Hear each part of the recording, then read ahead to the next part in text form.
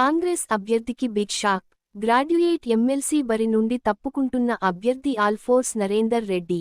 తన పేరునే తప్పుగా రాసి సొంతంగా ఇరుక్కుపోయిన ఎమ్మెల్సీ అభ్యర్థి. ఓటర్ లిస్టులో ఉన్న పేరు వేరే, బ్యాలెట్ పేపర్ పై వస్తున్న పేరు వేరే.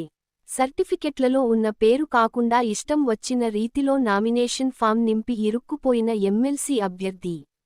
గెలిచిన శాసనమండలిలో అడుగుపెట్టే యోగ్యం లేదు. కోర్టులో ఓటమి తప్పదు అంటున్న న్యాయ నిపుణులు. పట్టభద్రులారా, ఒక్క నిమిషం ఆలోచించి ఓటు వేయండి. జర భద్రం.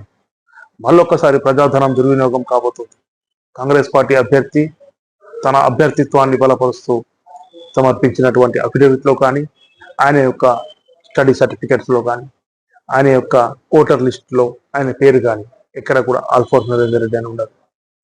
ఉట్కూరి నరేందర్ రెడ్డి, ఆల్ఫోర్స్ నరేందర్ రెడ్డి అని చెప్పి బ్యాలెట్ పేపర్లో నమోదు చేస్తే ఇటువంటి ఎన్నిక చెల్లదు.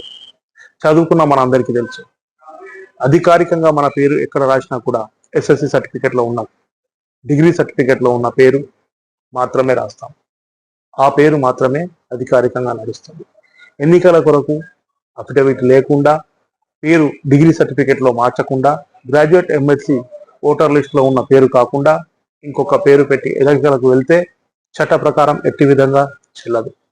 గెలిచినా కూడా మీ యొక్క అభ్యర్థిత్వం కానీ, సభ్యత్వం కానీ, శాసన మండలి సభ్యత్వం రద్దవడం 100% ఖాయం.